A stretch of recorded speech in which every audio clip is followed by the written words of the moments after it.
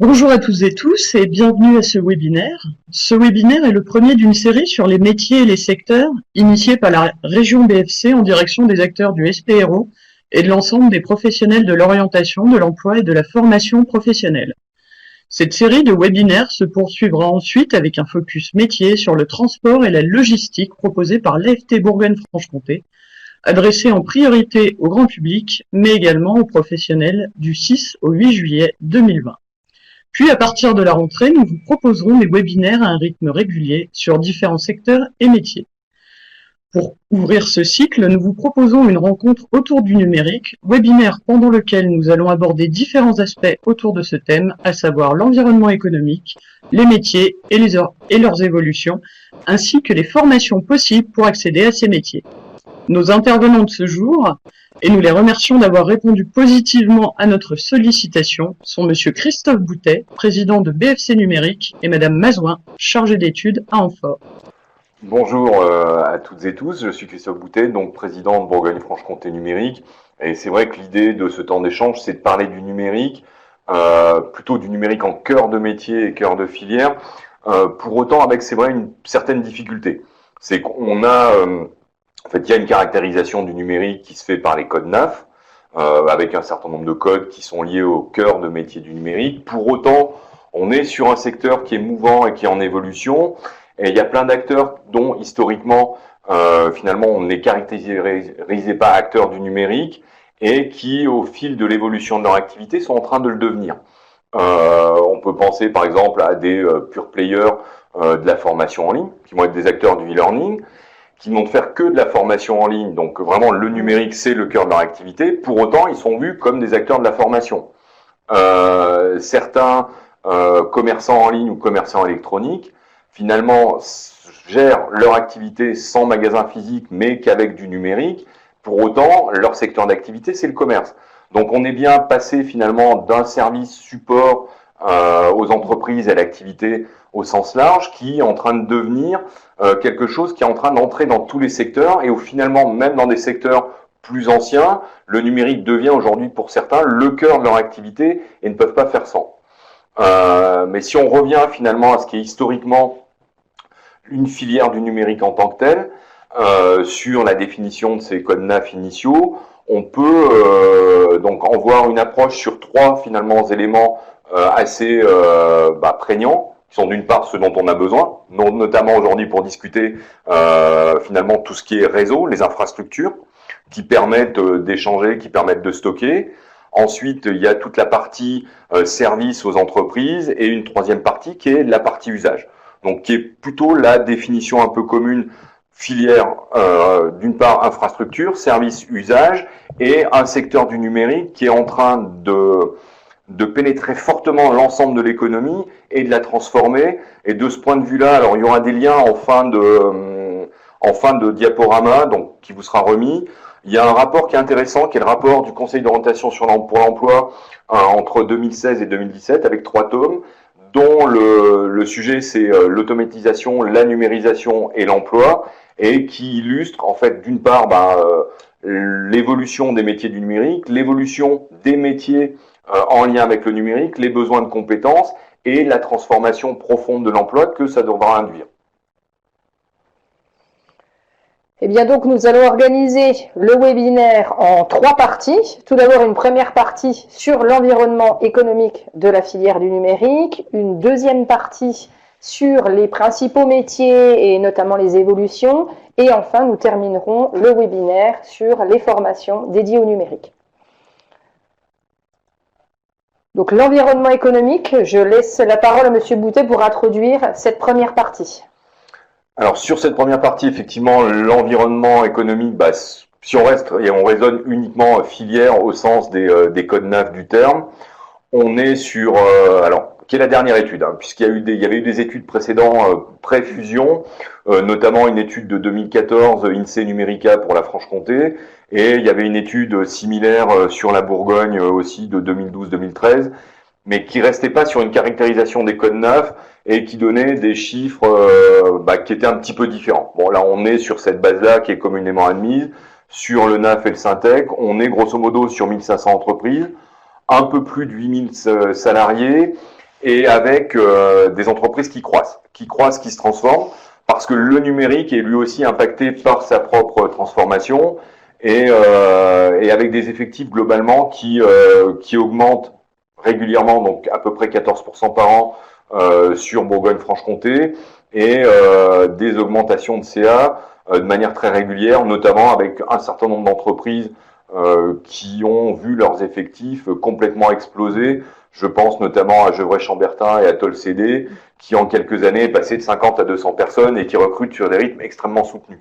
Donc il y a un cœur de filière qui est vraiment très dynamique en Bourgogne-Franche-Comté. Certes, on est une petite filière eu égard à ce que peuvent être des filières similaires, et si on raisonne sur le même périmètre, en gros, on est à un tiers de la moyenne nationale d'emploi cœur de filière numérique par rapport donc à cette moyenne-là. Donc, ce qui veut dire qu'il y a un rattrapage qui est en train de se produire parce qu'on est plutôt plus dynamique, et que revenir à une moyenne nationale, finalement, ça serait 16 000 emplois de plus sur la filière. Simplement, si on rattrape le seuil moyen, et sachant qu'il y a des régions qui sont plus dynamiques que les nôtres, on a en taux d'emploi dans le numérique la région Pays de Loire qui a 4 fois la moyenne nationale. Alors, on ne parle pas de la région parisienne où là, pour le coup, on est en pointe, et on est une région qui est profondément numérique, mais il y a un vrai enjeu de transformation et de remonter à une moyenne nationale pour l'emploi en Bourgogne-Franche-Comté. Alors voilà, c'est vrai qu'on a le rayonnement territorial que vous voyez sur cette slide-là. On est plutôt effectivement sur les départements les plus peuplés qui sont les plus dynamiques en la matière, à commencer par la Côte d'Or, le Doubs et la Saône-et-Loire. Et on est sur des secteurs qui s'opèrent plutôt en milieu urbain, ce qui n'est pas complètement illogique. Donc voilà sur le rayonnement. Sur ce qu'est cette filière, sa structuration, on a contractualisé l'an dernier avec la région Bourgogne-Franche-Comté, et on la remercie, qui est notre principal soutien, un contrat d'appui à la performance économique, un CAPECO, donc qui fixe des objectifs jusqu'à fin 2021 pour finalement faire dynamiser et rayonner cette filière, mais bien dans sa dimension filière, à la fois sur les besoins de recrutement et de main-d'œuvre qui sont une des problématiques aujourd'hui, mais aussi sur le développement de l'entreprise, son rayonnement à l'international. Alors le CAPECO, c'est un élément purement filière, mais de ce point de vue-là, et la transformation numérique du territoire passe aussi par des grands moments qui ont pu être mis en place au niveau régional, notamment la stratégie de cohérence et d'aménagement numérique régional, pour laquelle la région Bourgogne-Franche-Comté a entrepris une grosse concertation fin 2018, début 2019, pour adopter un document qui finalement fixe une feuille de route, à la fois sur les infrastructures, des usages, des services, mais aussi qu'est-ce que doit être le numérique au service de tous à l'échelle régionale. Et en particulier, ce document-là, et ce schéma de cohérence a été adopté en juin 2019. Ça bouge dans le numérique, notamment dans une logique de comment est-ce qu'on amène le numérique vers les plus éloignés, à la fois pour faire valoir leurs droits, qui est sans doute une problématique qu'on retrouve au niveau de l'orientation, comment faire valoir ses droits, mais aussi comment avoir ces compétences basiques, déjà à minima, qui permettent de travailler dans tous les secteurs. Et la région, avec le groupement d'intérêt public territoire numérique Bourgogne-Franche-Comté, fait partie des initiatives retenues sur une expérimentation qui s'appelle les Hubs France Connectés, qui, à l'appui des réseaux de tiers-lieux, donc qui passent par les Fab Labs, qui passent par les maisons de services au public, vise à terme à avoir une couverture très très large au niveau territorial, sur environ 160-170 lieux, qui pourraient être des lieux support à la fois pour permettre à des publics loin du numérique d'avoir ces niveaux de formation minimale pour d'une part faire valoir leurs droits, peut-être postuler, peut-être avoir les compétences de base aussi dans des métiers qui se transforment, parce qu'aujourd'hui on pilote notamment, et du pilotage d'activités industrielles se fait ou peut se faire grâce à un smartphone. Ça suppose des compétences qui sont pas les mêmes que celles d'aller sur Snapchat ou Instagram, et du coup la vocation de ce réseau et des tiers-lieux, piloté par le GIP, ce hub France Connecté territorial, c'est bien de pérenniser le dispositif et d'offrir un premier niveau d'acculturation pour tous, à la fois d'un point de vue personnel, mais aussi sur des bases ou un socle de compétences de base pour une activité professionnelle. Alors quelques chiffres maintenant sur l'emploi, notamment sur la filière du numérique, parce qu'elle a des caractéristiques marquées par rapport à l'ensemble des secteurs. Donc tout d'abord, on estime à environ 4300 actifs le nombre de personnes qui occupent un poste cœur du numérique au sein de la filière du numérique, avec une légère baisse sur les 5 dernières années. La filière est marquée par une sous-représentation des femmes dans le numérique. Plus de 8 actifs sur 10 sont des hommes, ce qui montre un enjeu de féminisation des emplois du numérique.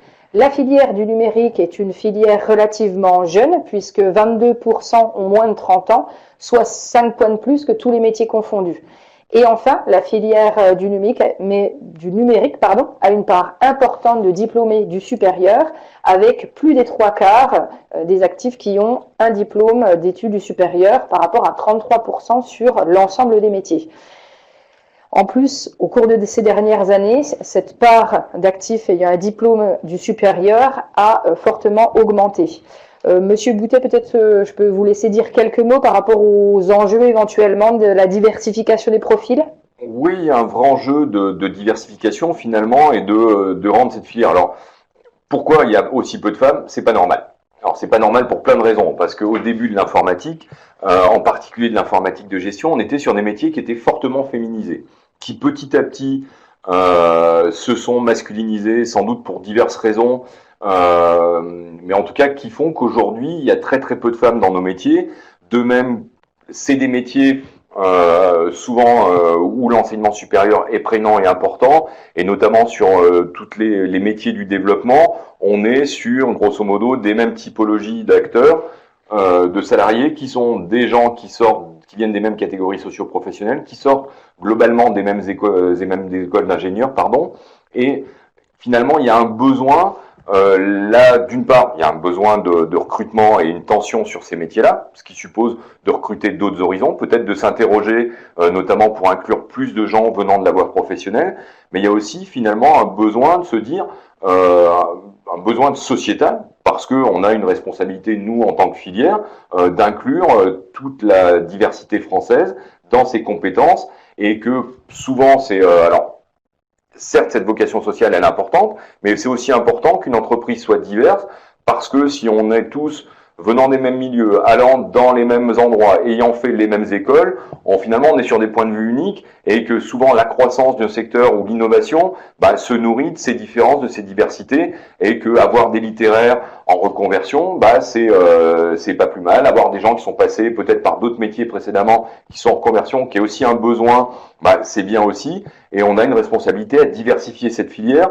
Alors, nous, on agit sur le secteur, sur ce secteur-là, au travers d'un événement qu'on appelle Fairtech, dont la dernière édition, la deuxième édition, s'est clôturée la semaine dernière, en webinaire également, et qu'on va pérenniser. C'est aussi un enjeu des syndicats professionnels, que ce soit le Syntec, donc qui est notre syndicat, un des deux syndicats avec le SINOV. Il y a bien ce réel enjeu de diversification, féminisation du secteur, parce qu'il n'y a pas de raison objective à ce qu'on soit aussi peu divers et aussi peu féminisé.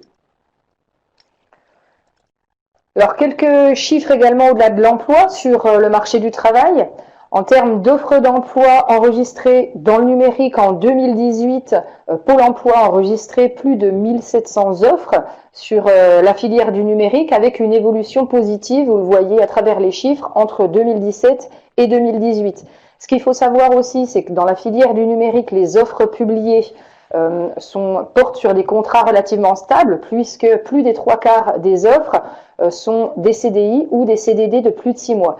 Et en matière de métiers qui recouvrent le plus d'offres publiées en région Bourgogne-Franche-Comté, donc vous voyez qu'on a 510 offres publiées en 2018 sur le métier ROM, études et développement informatique, 398 sur maintenance informatique et bureautique, et enfin le troisième, production, exploitation et système d'information.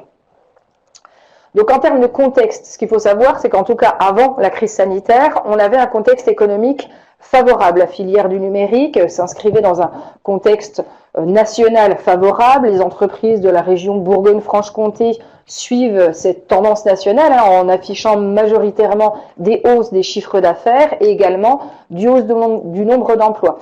Cependant, un petit bémol cependant, la Bourgogne-Franche-Comté ne fait pas partie des régions parmi les autres régions françaises les plus dynamiques en matière de recrutement de cadres, puisque seuls 3% des recrutements dans la fonction informatique en 2018 composaient les offres de l'APEC. Outre ce contexte, les perspectives d'évolution étaient également favorables.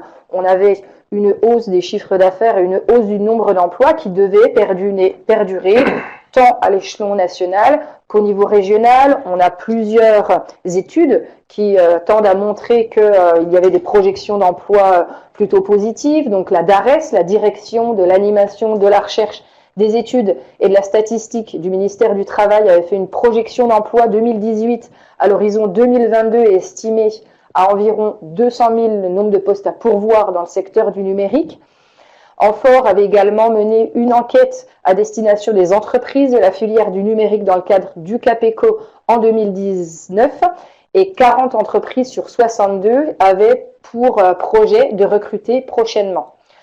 Par ailleurs, l'enquête besoin de main-d'œuvre de Pôle emploi menée en 2020 avant la crise sanitaire montrait également des projets de recrutement de l'ordre donc de plus de 900 en région Bourgogne-Franche-Comté, avec une déclinaison un petit peu différente selon les familles de métiers et donc avec un nombre de projets de recrutement plutôt axés sur les techniciens d'études et de développement en informatique, les employés opérateurs de l'informatique, les ingénieurs et cadres d'études, recherche et développement en informatique et également les techniciens de service aux utilisateurs en informatique.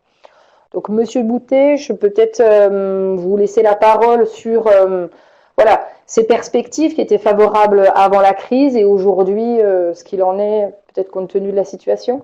Alors, compte tenu de la situation, c'est vrai que la période n'a pas été facile forcément pour tout le monde, y compris dans nos entreprises. Alors, il y a une hétérogénéité finalement. La culture du télétravail est peut-être un peu plus ancrée dans notre secteur. Donc, finalement, beaucoup ont télétravaillé. Notamment celles qui sont sur des cycles de vente longs et qui avaient des carnets de commandes remplis, ont eu peu d'impact ou un impact faible sur leur activité. Certaines autres, notamment plus près de la communication, là en revanche, certains ont eu des pertes de 70-80% de chiffre d'affaires pendant la période actuelle. Donc il y a vraiment, on a vraiment eu une disparité, une hétérogénéité. Et ceux au plus près des infrastructures et des réseaux ont eu des surcharges de travail parce qu'il a fallu mettre en place des outillages de télétravail pour les entreprises, parce qu'il a fallu parfois tirer des fibres en urgence. Donc il y a vraiment eu cette hétérogénéité pendant la période de confinement. Et aujourd'hui, il y a des gros enjeux post-Covid, parce que finalement, le Covid ayant impacté tout le monde, et on est un service support, à la fois de support aux entreprises, de support aussi au secteur public et aux collectivités.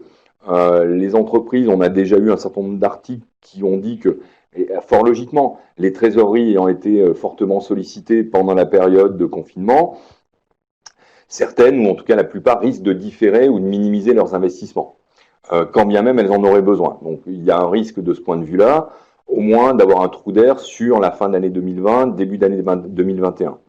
Sur le secteur public, il y a aussi un gros pourvoyeur finalement de commandes, en particulier les grosses collectivités.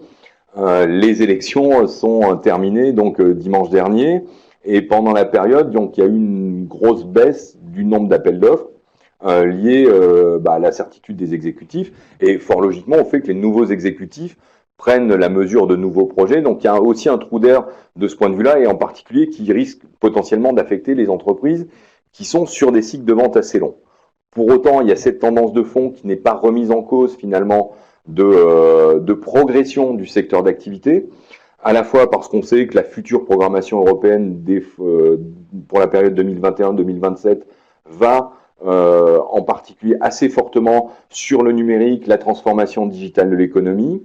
On participe notamment à un appel à projet de Digital Innovation Hub, donc un hub pour faire une innovation numérique au niveau région Bourgogne-Franche-Comté, et là pour le coup qui est multisectoriel, parce que certes on est filière numérique, ce projet-là est piloté par le pôle du véhicule du futur, donc il y a bien des moyens finalement qui vont être associés pour la relance numérique et l'investissement. Donc on va être sur cette tendance de fond avec sans doute un trou d'air sur 2020 pour un certain nombre, et certaines activités sont plus lentes à redémarrer, notamment certaines à la frontière de la communication et de l'événementiel.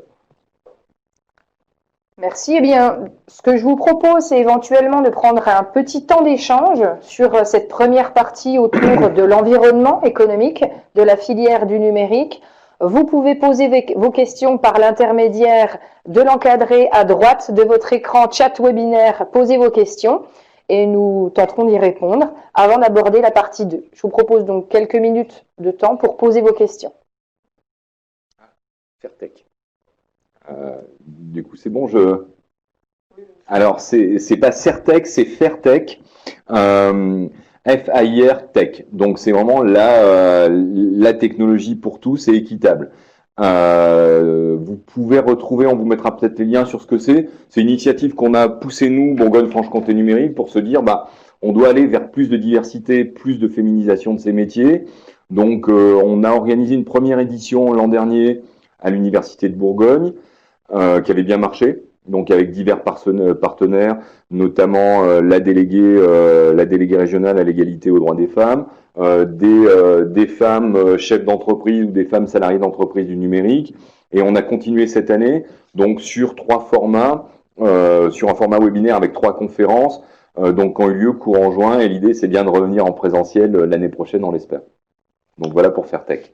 Donc une autre question. Concernant le problème de disparité des profils sur les métiers du numérique, quelles actions pouvez-vous envisager pour promouvoir ces métiers auprès des femmes et engager les entreprises à recruter davantage de femmes? Justement, Fairtech est une des réponses. Après, inviter aussi nos ressortissants à prendre leurs responsabilités. Je pense qu'ils les prennent, ils commencent à en prendre la mesure. Intervenir comme on peut le faire dans des événements de collèges, de lycées. Finalement, être un peu soit en soutien en coordination d'un certain nombre d'initiatives. Par exemple, l'Informatique Banque Populaire a mené une action de codage auprès de jeunes filles. Ça, encore une fois, à Dijon, donc c'était en début d'année, avant le confinement. Il y a plein d'initiatives finalement qui viennent souvent de nos adhérents aussi pour initier les plus jeunes au codage, démystifier ces métiers. Pour à la fois les jeunes filles, mais aussi les jeunes qui viennent des quartiers de la politique de la ville, les jeunes ruraux, parce que tous peuvent avoir accès au numérique et ce n'est pas forcément réservé à des enfants de CSP+, qui feraient les écoles d'ingénieurs. C'est vraiment en tout cas un mouvement de fond à avoir, parce qu'on ne va pas renverser ça magiquement par un coup de baguette de fée, mais bien en s'investissant finalement dès le plus jeune âge, en apportant des témoignages et en allant voir les gens, en faisant de la vulgarisation, de la démystification de ces métiers-là, et en disant oui, c'est pour vous. Peut-être qu'on peut préciser dans la note prospective à laquelle vous allez pouvoir avoir accès et télécharger à l'issue de ce webinaire, vous aurez également un encadré, page 23, sur un zoom sur l'initiative de la Fondation Femmes Numérique qui s'est mobilisée pour l'emploi des femmes dans la filière du numérique. Une autre question sur les QPV. C'est vrai que sur les QPV, les jeunes femmes, il y a notamment, on peut le saluer, la Grande École du Numérique, avec une représentation qui est assez importante sur le territoire régional et dont un des enjeux, des attendus, c'est bien d'amener vers les métiers du numérique les autodidactes, les jeunes femmes, d'amener aussi les jeunes des quartiers de la politique de la ville vers ces métiers du numérique. Et aujourd'hui, il y a un maillage par un certain nombre d'organismes de formation qui est assez complet et une diversité de formations à l'échelle du territoire régional avec des représentations dans tous les départements de la région Bourgogne-Franche-Comté.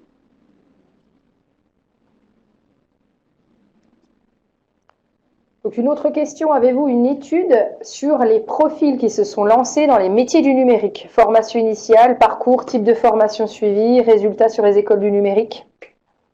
Alors nous, on n'a pas forcément, après sur les études sur les métiers du numérique et qu'il les fait, chacun fait finalement un peu ses propres études. Donc la Grande École du Numérique demande des rapports d'activité et publie un bilan. Notamment, elle vient de le publier la semaine dernière avec un focus régional. Donc, il y a le bilan de la Grande École du Numérique sur région Bourgogne-Franche-Comté. Sur la formation professionnelle, que ce soit au travers des financements Pôle emploi et région, il y a bien des points de retour qui sont faits par les organismes de formation à 6 mois et 1 an. Et le monde universitaire et les écoles d'ingénieurs publient, eux, des statistiques à 18 et 30 mois après la fin des formations. Et puis également, vous trouverez de façon identique dans la note prospective sur le numérique un petit zoom sur les demandeurs d'emploi ayant suivi une formation de la filière du numérique financée par la région Bourgogne-Franche-Comté. Une autre question, les seniors ont-ils accès à ces métiers? Oui, la preuve, je commence à être un senior. Bon, après, je suis un vieux dans le métier. Mais oui, dans le cadre de reconversion, les seniors ont accès à ces métiers. Après, il faut pas nier les difficultés. Un senior en reconversion qui se reconvertit dans un métier du numérique, notamment peut-être pour devenir développeur, sera junior dans le métier de développeur. Donc, mais comme dans toute reconversion, et aura un salaire de junior. Donc ça, c'est à peu près évident. Il faut aussi, notamment, ce qui est intéressant chez les seniors, c'est pouvoir profiter des doubles compétences. Finalement, le numérique est souvent service support d'un autre secteur d'activité. Si j'ai travaillé dans un milieu industriel et que je connais bien le monde de l'industrie et que pour une raison X ou Y, j'ai peut-être une incapacité physique qui m'empêche ou j'ai envie tout simplement de me reconvertir, le fait finalement d'embrasser un métier du numérique, mais d'avoir ce passé finalement métier d'une technicité industrielle va être un plus pour certains employeurs. Mais c'est vrai que les employeurs, et je pense qu'il y a une action à faire là-dessus, ont souvent des difficultés à recruter quelqu'un qui aurait plus de 50 ans, quand bien même il a encore 10 ou 15 ans de carrière à faire. Et sachant qu'on est sur des évolutions de postes qui sont à cycle court, il y a besoin de se former en permanence, et il n'y a pas de raison objective d'écarter les seniors, mais avec cette difficulté, c'est qu'un senior de junior dans le métier sera un junior d'un point de vue d'une grille salariale, qui peut être aussi un obstacle pour le senior.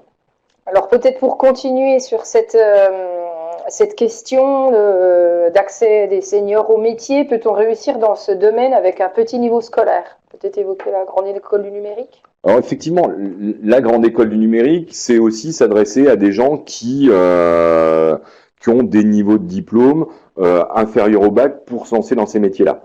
Donc oui, c'est possible. Alors, il y a des exemples, notamment de gens infrabac qui ont embrassé ces métiers-là et sans aucune difficulté et qui en font un parcours. Donc, la grande école du numérique a été pensée pour ça, pour se dire, on sait qu'on a un certain nombre de jeunes qui ont décroché, qui sont un petit peu finalement, qui ont été laissés pour compte par le système scolaire. Et ces dispositifs-là, et notamment la région Bourgogne-Franche-Comté qui investit énormément et Pôle emploi dans la formation professionnelle, avec la grande école du numérique, permettent à des infrabacs d'embrasser des carrières et des métiers du numérique et sans difficulté par rapport à d'autres. Après, ils apportent pas forcément la même chose. Ce qu'on peut constater, c'est que souvent quelqu'un qui a fait des études universitaires, il est plus formel, il va peut-être plus théoriser, peut-être plus prendre le temps avant d'entreprendre une action, notamment chez les développeurs. Et quelqu'un qui aura fait une formation professionnelle infrabac, lui, il ira peut-être plus vite. Et que finalement, justement, cette diversité et le fait d'avoir des publics d'horizons divers permettent aussi de gagner en efficience. Et donc, oui, c'est possible pour des infrabacs. Et le développeur qui allait le moins loin que je connaisse, a arrêté l'école en CM2. Alors aujourd'hui, c'est quelqu'un qui avait bossé pendant 3 ans dans une association byzantine, qui est vraiment une association qui édite un site internet à forte visibilité. Donc, il passait ça à temps complet. Et ce jeune homme vient de partir à Paris, embauché par une entreprise parisienne, au bout de 3 ans d'expérience professionnelle. Donc oui, et lui a arrêté l'école en CM2.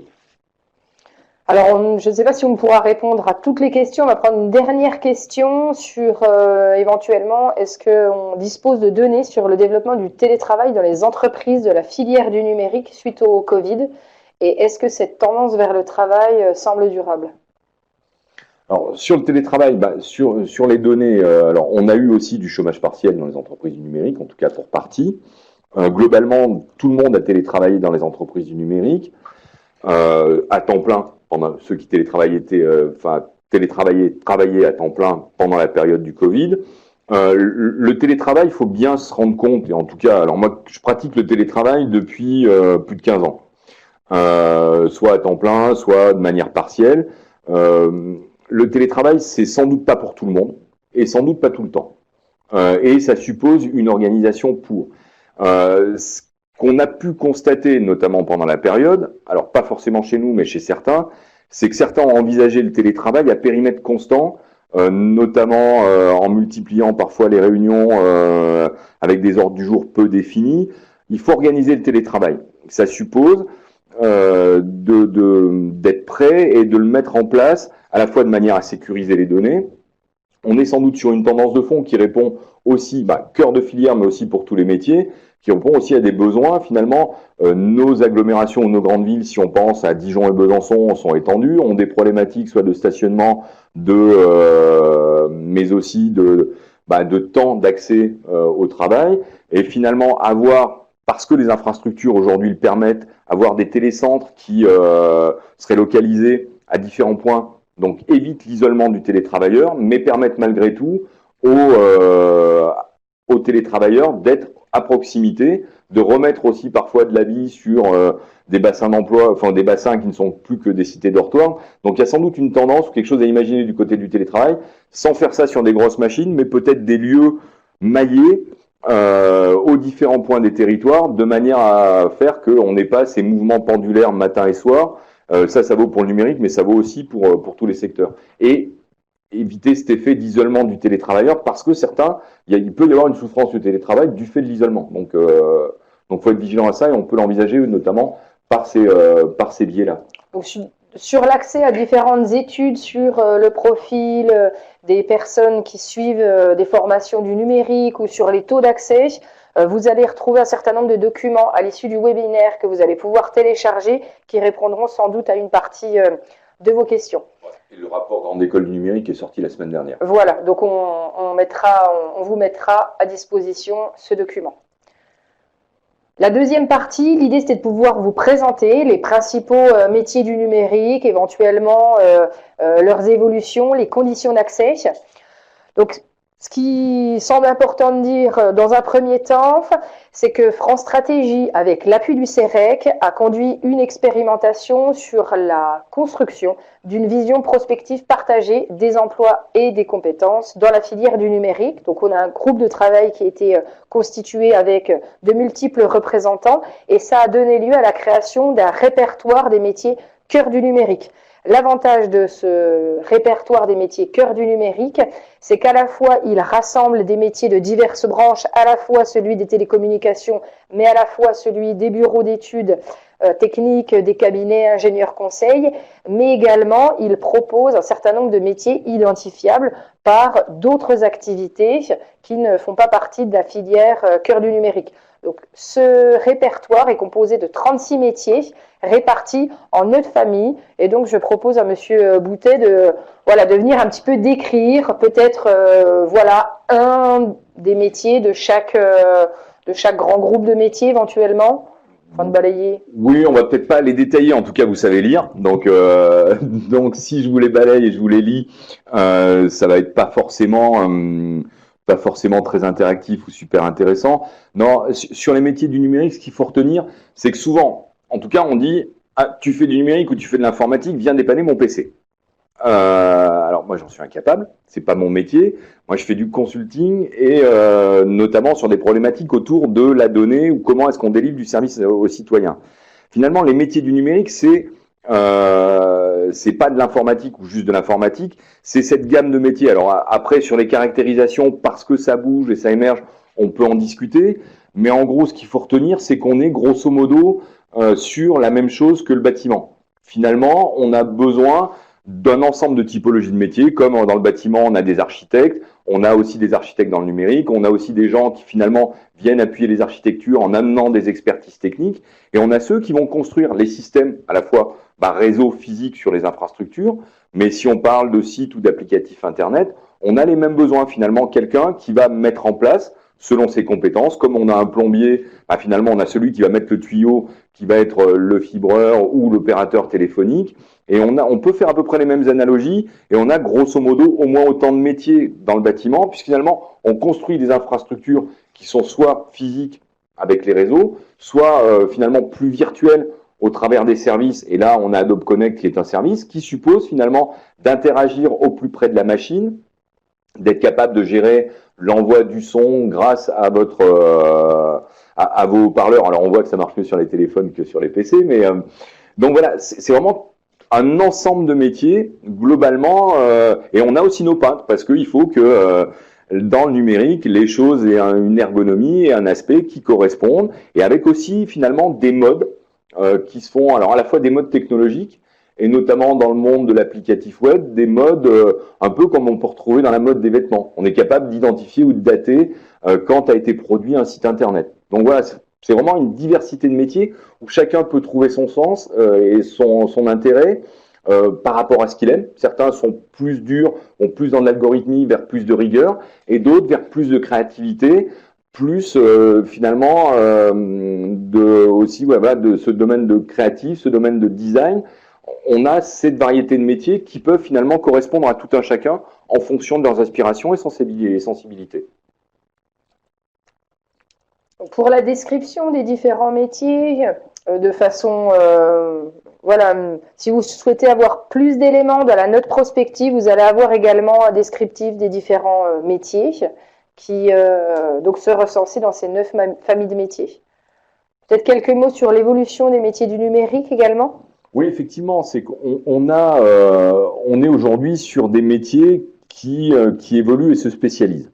Alors ça, notamment, c'est un transparent du Conseil d'orientation pour l'emploi qui, donc dans le rapport que j'évoquais tout à l'heure, a illustré le métier de webmaster, qui finalement était à un moment donné, au début de l'Internet, celui qui s'occupait et gérait de bout en bout la publication d'un site Internet. Le secteur se développant, il a fallu un moment faire plus de rédaction, rédiger du contenu. Donc il y a eu ce métier de rédacteur de contenu qui est apparu. Il y a eu ce besoin, les moteurs de recherche apparaissant, et notamment le plus connu, ce besoin de capacité de se dire on doit être bien vu chez Google, donc il faut faire en sorte de soit comprendre ce qu'est l'algorithmique, qui était un petit peu détaillé au départ, la manière dont Google indexait ses résultats.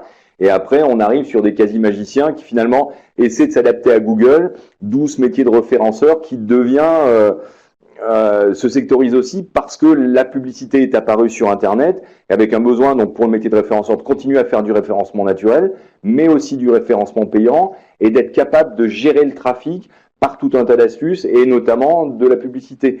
Et donc ce métier qui était un métier au départ un petit peu couteau suisse, s'est vraiment spécialisé sur aujourd'hui une dizaine de métiers différents, et sans doute resectorisé au fur et à mesure qu'il y a besoin de spécificité ou de métiers pointus. Ce qui n'empêche qu'il y a encore parfois des webmasters qui fassent un peu tout, mais dans les grosses structures, on est sur un métier qui a complètement explosé en diverses familles de métiers, et avec ce besoin aussi finalement d'avoir une architecture qui tienne, que le jour où on passe sur M6, on soit capable d'encaisser le pic de charge. On l'a vu, il y a plein de sites, vous le voyez à la télé, ça passe, et poum, vous voulez y aller, ça ne marche pas. Donc ça suppose d'être en capacité d'exploiter les infrastructures. D'où, notamment, y compris dans ce métier de webmaster, le fait de pouvoir tenir la performance si le produit que je promeux au travers de mon site va avoir une grosse aura médiatique. Donc ça, c'est finalement la même slide autour des métiers qu'on retrouve, à la fois présentés de manière différente avec voilà la présentation de l'OPIEC, et qui vous donne un peu les grandes familles vues sous un angle un petit peu différent.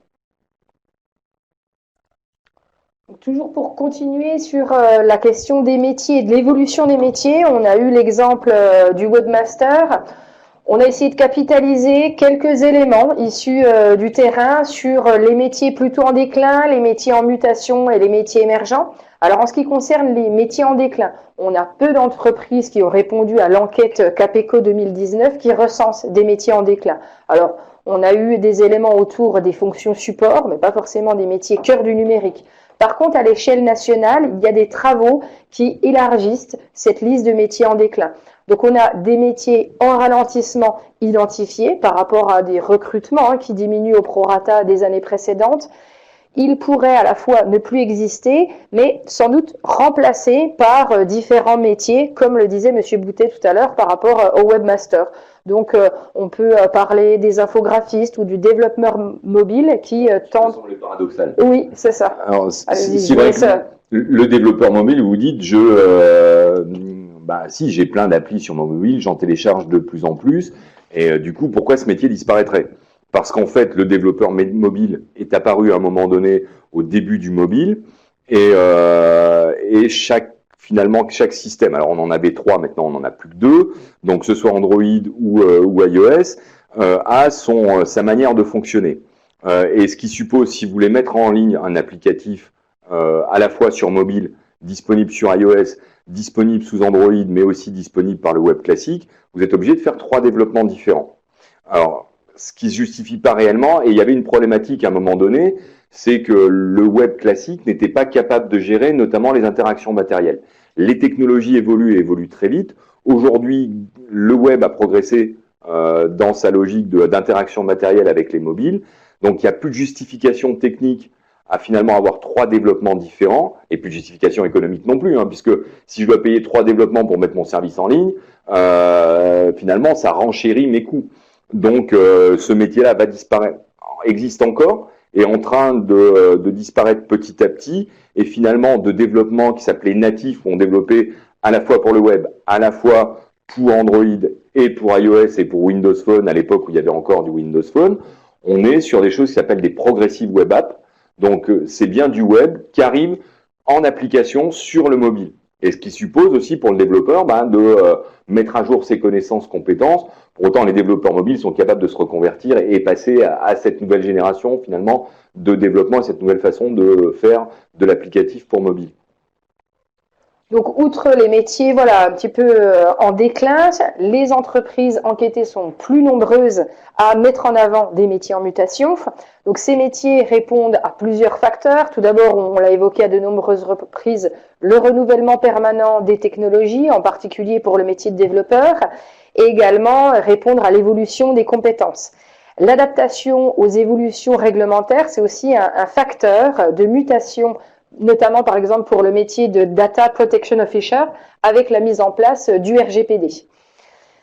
Sur les métiers émergents, dans l'enquête Capeco 2019, 25 entreprises répondantes en ont identifié.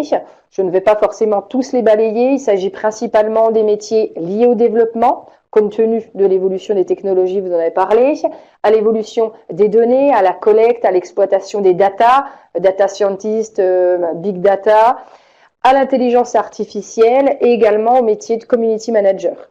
Et également dans le cadre d'entretiens réalisés avec les acteurs de la filière numérique en région Bourgogne-Franche-Comté, également 2-3 métiers ont vu le jour avec éventuellement une émergence de ces métiers-là, le métier de DevOps, le métier de Business Developer et de façon plus anecdotique de Chief Happiness Officer. Vous allez le retrouver dans la note numérique, mais peut-être Monsieur Boutet, je vous laisse dire un mot peut-être de DevOps et de Business Developer.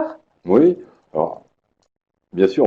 Alors, le Chief Happiness Officer, comme son nom l'indique, c'est rendre l'organisation heureuse, donc fluidifier les relations.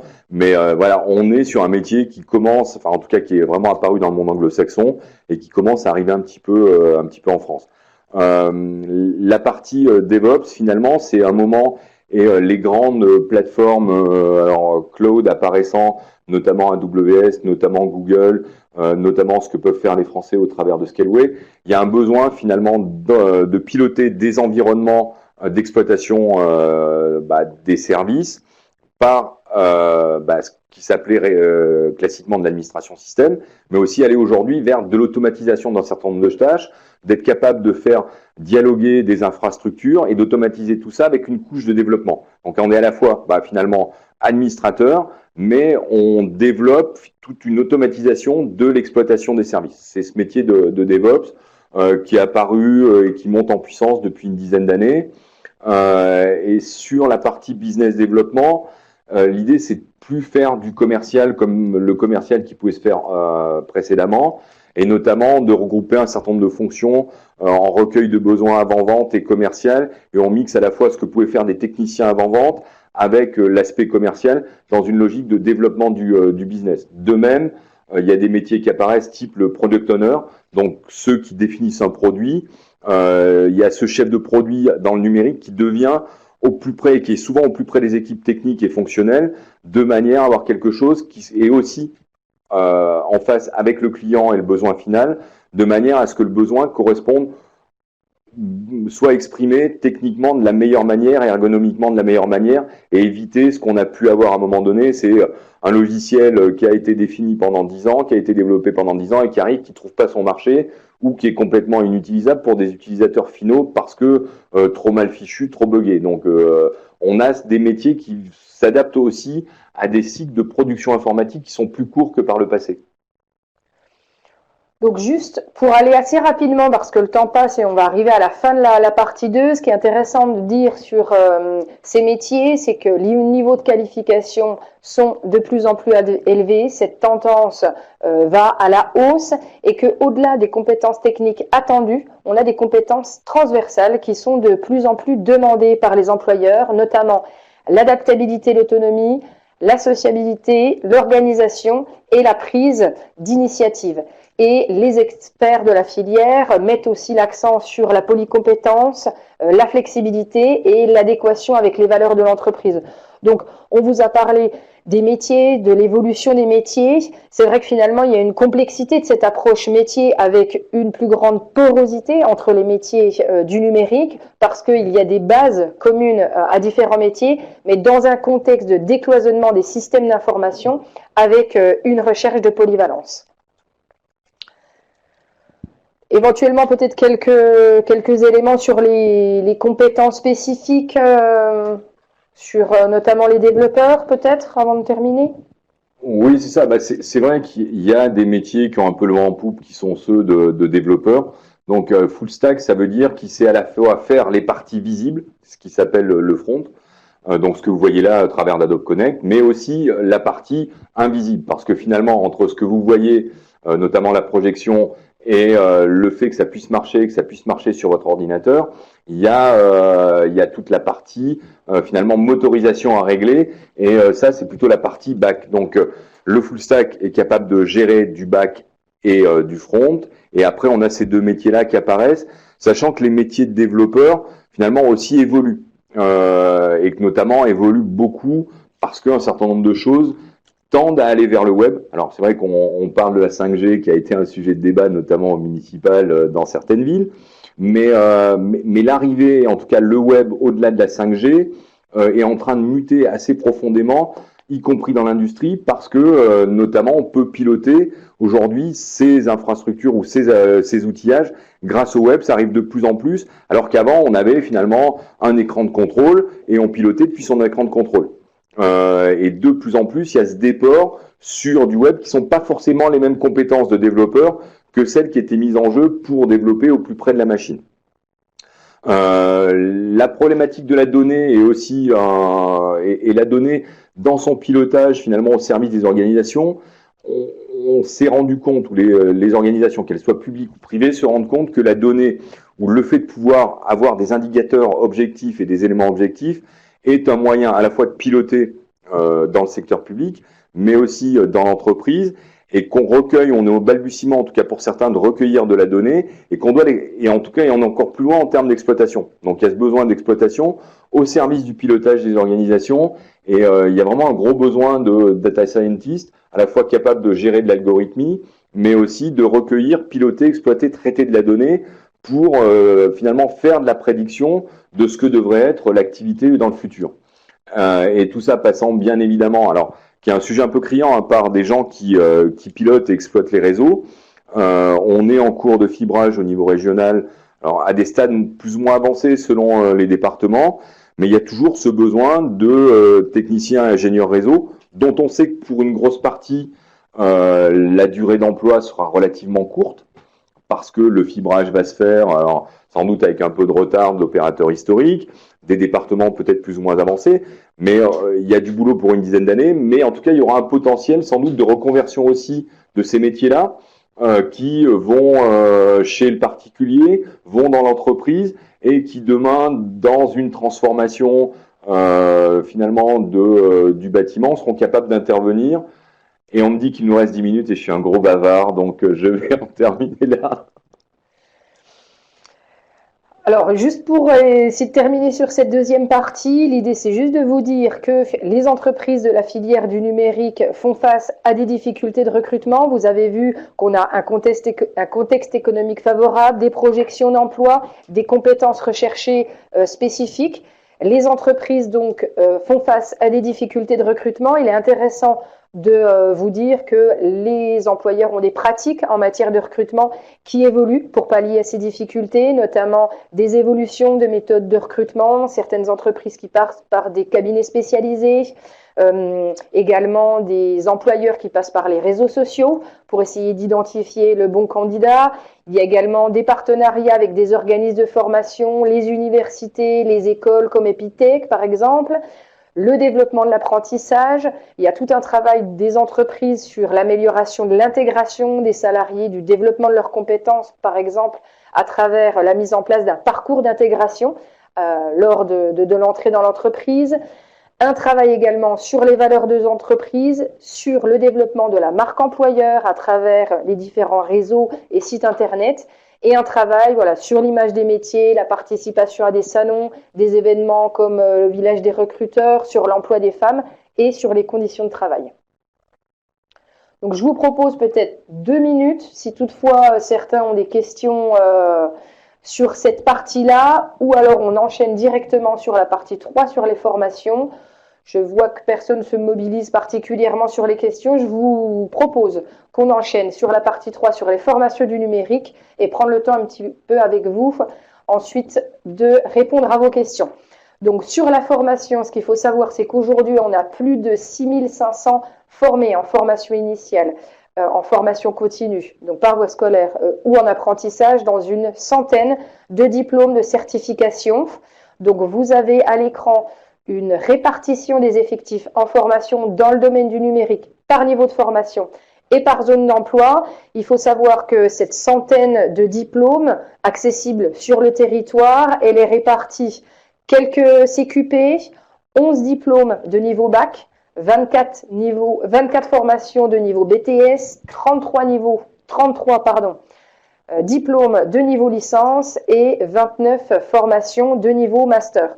Amphore travaille actuellement dans le cadre du CAPECO sur un outil permettant d'identifier l'offre en temps réel actuelle, que vous puissiez avoir accès à cette information sur le territoire et par niveau de formation. Peut-être également un petit mot sur la question de l'offre mouvante en matière de formation.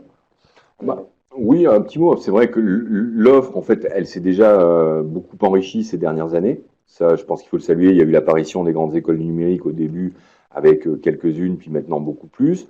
On a aussi une offre finalement qui se fait grâce à la commande publique au-delà des écoles, mais bien le soutien à la fois de Pôle emploi et de la région Bourgogne-Franche-Comté, donc enrichissent l'offre. Du côté du monde universitaire, il y a des nouveaux besoins qu'on évoquait, notamment autour de la donnée tout à l'heure. On a évoqué la problématique de gestion de la donnée. Il y a une chaire au niveau du data management et de la smart city qui vient d'être montée donc sur un master à Dijon. Il y a vraiment une évolution parce que des nouveaux métiers apparaissent et l'offre de formation doit s'adapte aux nouveaux métiers. Donc on n'est pas sur quelque chose qui va rester figé pendant 15-20 ans, mais dont les contours vont évoluer nécessairement parce qu'on est sur des cycles de besoins de compétences assez courts et que des métiers apparaissent ou des embryons de métiers, des regroupements de métiers qui donnent un nouveau métier apparaissent à fréquence très régulière. Donc cette offre, et c'est bien le sens de l'outil d'Amphore, est évolutive et du coup l'outil permettra d'avoir une vision sur l'offre en temps réel. Écoutez, le webinaire s'achève, il est 15h55. Nous vous remercions pour votre attention, pour votre mobilisation. Et on va donc prendre un petit peu les questions qui se posent au cours des 5 à 10 minutes qui suivent. Donc déjà une question sur la formation. A priori, quelqu'un qui soulève l'absence de formation de niveau bac pour TIA au CRP de Lyon. Alors, je pense que dans l'état des lieux que nous avions fait, je ne sais pas si nous avions localisé sur Lyon, j'ai pas force. En tout cas, avoir toute l'information en temps réel tout le temps est difficile. En tout cas, je sais qu'il existe effectivement, la formation aujourd'hui dans Lyon est pas forcément monstrueuse. Alors, il y a Webforce 3 qui fait du développement web à Auxerre. Alors, sur le TIA, je pourrais pas vous répondre en tant que tel. Pour autant, il y a des projets autour de Lyon qui sont en train de se monter. Avec 2 écoles qui sont en gestation. Il y a eu des annonces et donc il y a 2 écoles avec des effectifs assez importants qui devraient se monter, notamment pas forcément dans une logique iconaise pour la région Bourgogne-Franche-Comté, mais dans une logique on forme des gens dans Lyon et des iconais plutôt pour aller sur le territoire parisien qui est en situation de pénurie quasi extrême. Ce qu'on peut dire éventuellement sur l'offre de formation en attendant cette offre de formation, cette cartographie dynamique, on vous mettra également en téléchargement l'état des lieux emploi-formation qui avait été écrit sur le numérique en Bourgogne-Franche-Comté préalablement à l'écriture du CAPECO et qui propose une carte rassemblant par niveau de formation toutes les formations existantes de façon assez lisible sur le territoire. Une autre question, pourquoi la région continue à financer des formations d'infographie si le métier est en déclin? Alors, les éléments qu'on a évoqués sur les métiers en déclin, c'est donc on vous disait qu'il y avait une complexité de cette approche métier, parce qu'il y a une grande porosité des métiers. Ces travaux qui montent éventuellement voilà, le métier d'infographiste en déclin, ce n'est que des travaux nationaux qui n'ont pas été vérifiés en région. Donc voilà, je pense qu'il faut être assez prudent par rapport au fait que des métiers sont en déclin dans la mesure où les métiers mutent beaucoup et dont les socles de base peuvent être similaires. Mute et se transforme, et c'est vrai que de l'infographiste, on passe plutôt vers du designer web. Aujourd'hui, c'est plutôt ce type de formations qui sont financées. Pour autant, et à ma connaissance, effectivement, il y a encore des formations d'infographistes metteurs en page, mais en particulier à Beaune, mais qui correspondent à un besoin aujourd'hui, toujours dans le domaine viticole, en fait, des imprimeurs qui ont besoin de gens pour créer les étiquettes de vin, sans doute moins, et ça va se transformer parce que les logiciels permettent aussi d'automatiser un certain nombre de tâches en production infographiste, mais c'est des métiers, on est dans une mutation en cours. Pour autant, la mutation étant en cours, il faut bien assurer la possibilité de le faire. Et après, je pense que la région répondra mieux que nous à cette question.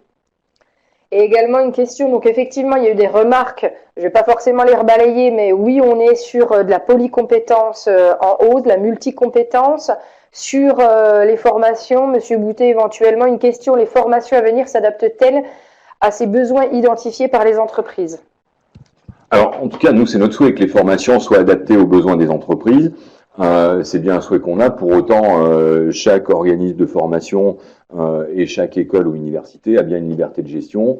Alors, certains, et notamment, il y a aussi sur la formation, certains sont plus ou moins avancés.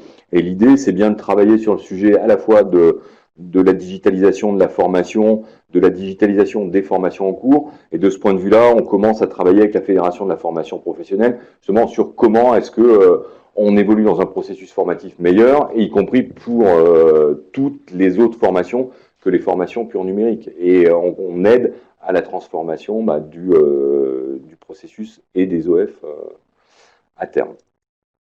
Merci. Eh bien, il est 16h tout pile. Et puis, nous n'avons plus de questions supplémentaires. Donc, merci Monsieur Boutet pour ce webinaire, pour les réponses aux questions. Merci à EH Conseil et à mes collègues pour la conception de ce webinaire. Donc, vous retrouverez prochainement le replay de ce webinaire sur notre chaîne YouTube, ainsi que le support d'intervention qui est disponible en téléchargement sur cette dernière page. Donc, nous allons couper le son de ce webinaire, mais nous laissons cette page pendant plusieurs minutes, le temps que vous puissiez télécharger tous les documents nécessaires. Je vous remercie.